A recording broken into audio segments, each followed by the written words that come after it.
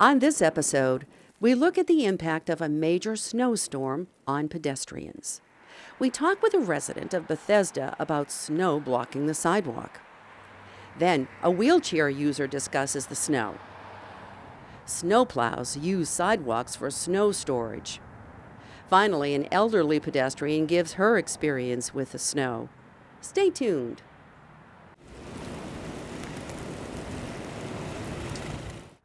We're on Old Georgetown Road in Bethesda, Maryland. Who am I talking with? Shakai Fears. So what's this area like for pedestrians with all this snow here? I mean, it's really hard. As you can see, we have a lot of snow on the sidewalks, and I live in the apartment just right across the street. And since we're on the highway and the snow's right here, you have people walking in the streets, and it's just like the most unsafe thing you could possibly think of. You have cars coming down the street at like 50 miles per hour, and you have families walking with their children. I mean, how unsafe is that?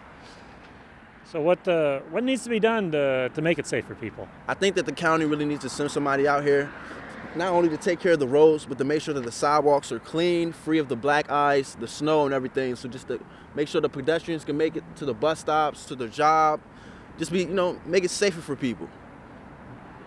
Does this sidewalk get covered with snow every time it snows? Every time it snows, every year that I've been here, the sidewalks has always been like this. Only thing that takes care of it is Mother Nature itself. When it rains, the snow melts and then it's gone. Other than that, we have the biggest snow issue ever.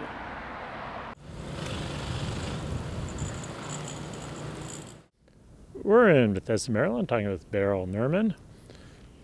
2 weeks ago, we had one of the biggest snowstorms of the last century here in the Washington area.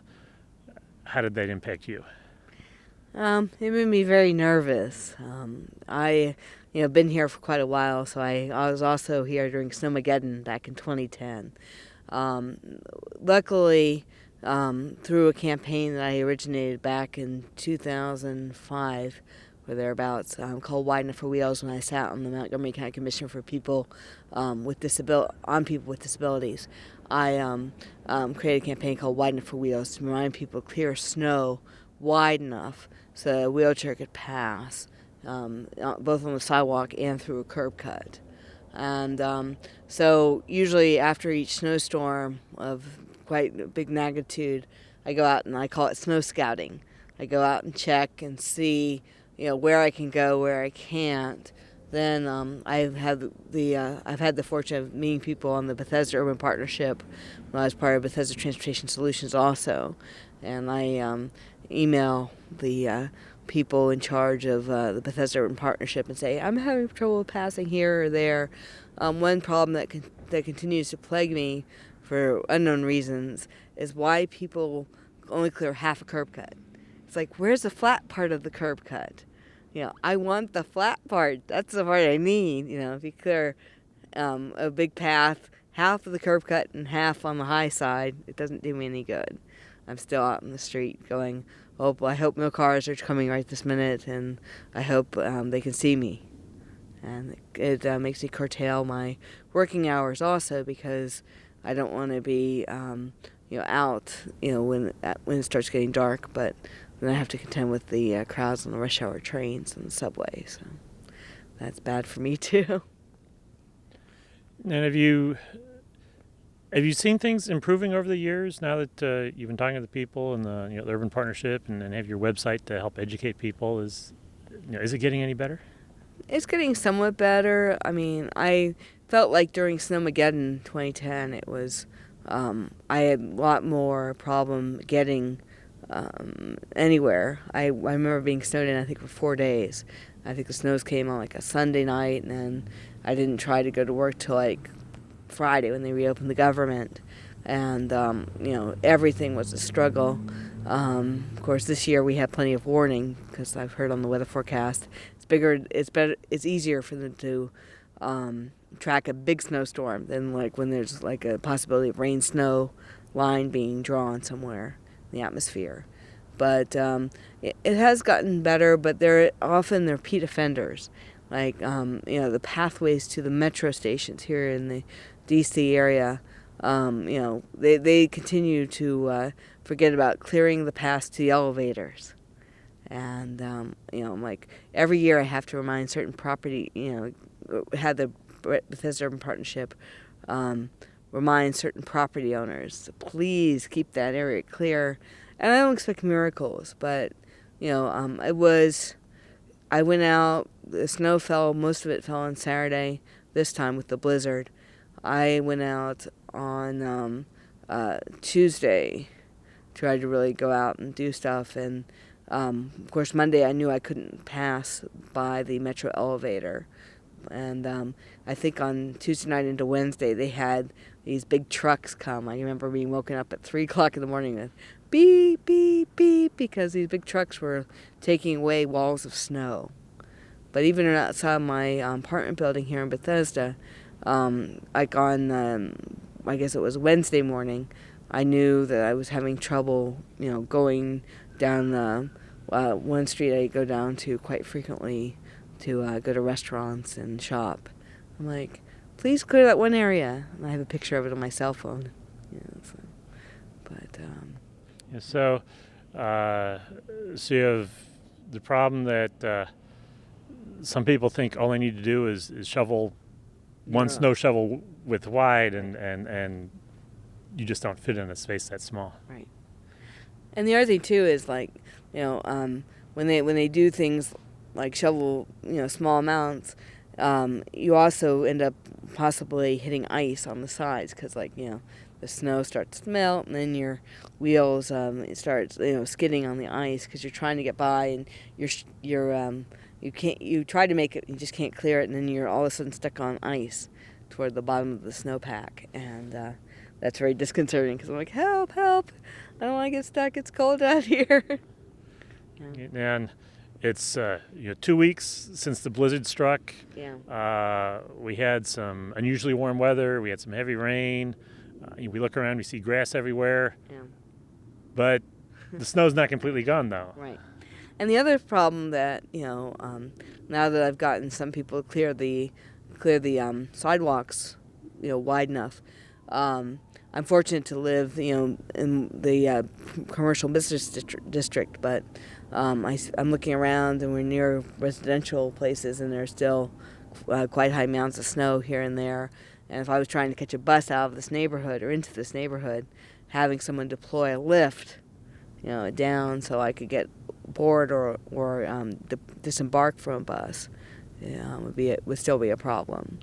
And I raised this issue with some of my colleagues at my government agency who are also using wheelchairs. Like, we can't get buses because we can't get to them once we, are trying to get to or from work. So, but teleworking isn't always the answer because the government connections, at least to my agency, often quite slow, and you've got lots and lots of people on them. Yeah, you just stare at a computer screen while there's the bouncing the ball spinning and spinning like buffering. But yeah, I don't understand why it takes them so long to clear the sidewalks. I mean, it's great that cars can get by, but at some point people have to get out of their cars and at least go into their homes. And if they're only going short distance, they're still going to have to use probably a sidewalk. And the way people drive around here, the streets can be very dangerous even in the best of the conditions. So.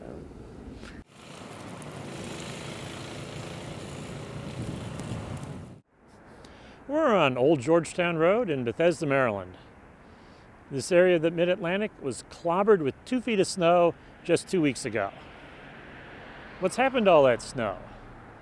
Well, we had unusually warm weather and we had heavy rain. As you can see, there's bare ground visible everywhere. Everywhere except for where the snowplows piled it up. And where do the snowplows on Old Georgetown Road pile all that snow? Right on top of the sidewalk. It's going to be a while before this sidewalk is clear of snow.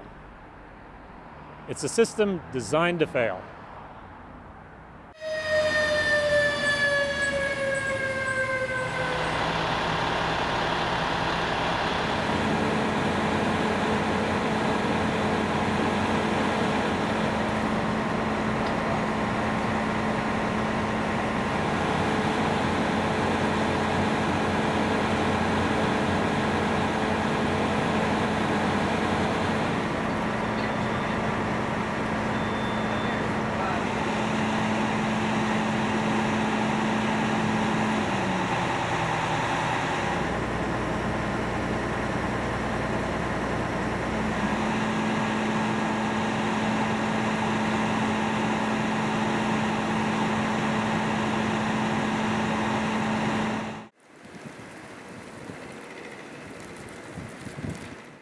We're in Rockville, Maryland, talking with Dr. Sarah Gottbaum, who's president of the Montgomery County Women's Aging Alliance. What is the Alliance? The Alliance is a group of women who are older women and middle-aged women who are aging. And we deal with programs for them. Okay. Now we're in the middle of winter. We had a pretty bad snowstorm almost 3 weeks ago. A lot of the snow has melted, but there's still some piles around here and there. What sort of problem is it for Older and disabled women, and men too, but it's mostly women we're talking about, and that we represent. When I personally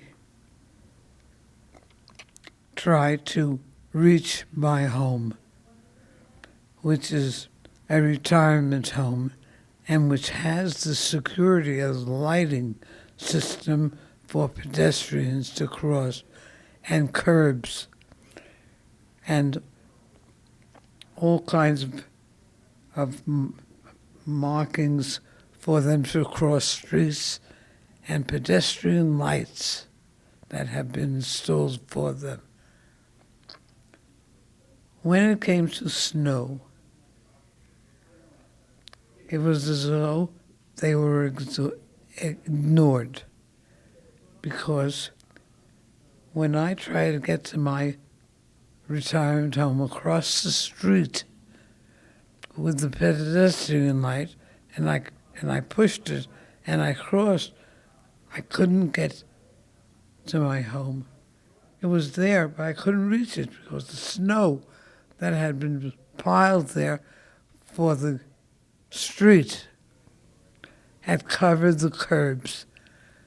So I knew that I had a curb in front of my house, but I couldn't use it. So I had to drive with my wheelchair down the street a good 1,000 yards to the opening for the automobiles to enter my home. And that's what I had to use. But I was in danger because I had to stop the traffic that looked at me like, what was I doing on the street, going in the wrong direction and taking the dangerous route of where the automobiles were there. And I got very angry because I felt here we had new legislation on the snow protecting not only automobiles, but residents. And no other resident could make it to get into my home. And I felt there had to be improvement with the improved snow legislation to make sure that there were curbs and adequate curbs. And I have been to where I go to my health center.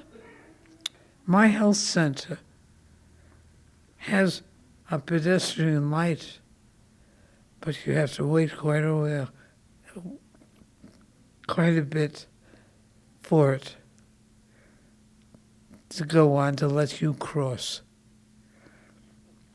And that's a real problem. And there are many other problems with pedestrians, not just safety, but access.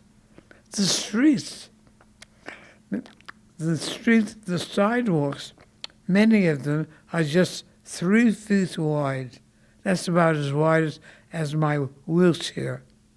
And my members' wheelchairs can get by without hitting the street when there's a lot of traffic. And you wonder, have they really thought about pedestrian access? And I have spoken to some of the councilmen, one of them, Rima, about this. He was very interested. And I certainly have spoken to the head of the pedestrian bicycle safety organization.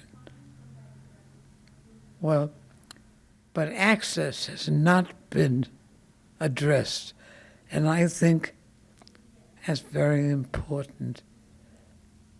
Access to somebody who's on wheels and can't cross the streets because they're too narrow and because they're broken, they've not been repaired, and they haven't been maintained, which they should be maintained. So you have blockages, which prevents your access to your destination and gives you the freedom to be able to live in a quality world.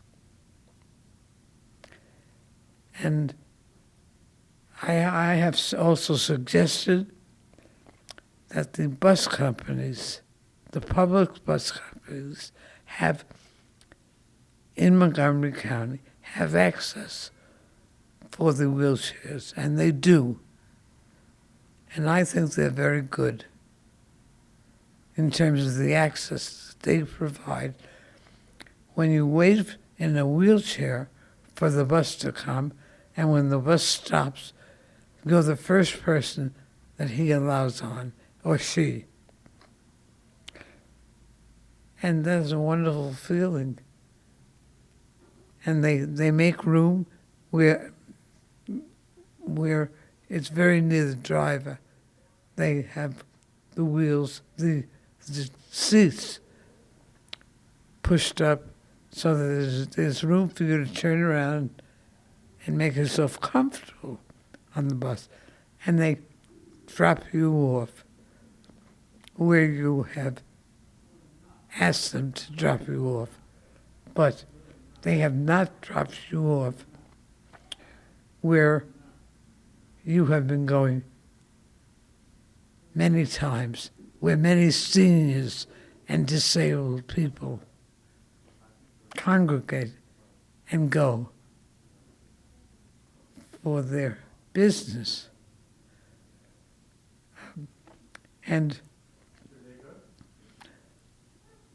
I have suggested, it has not been carried out, that the local bus companies in Montgomery County negotiate with the organizations that represent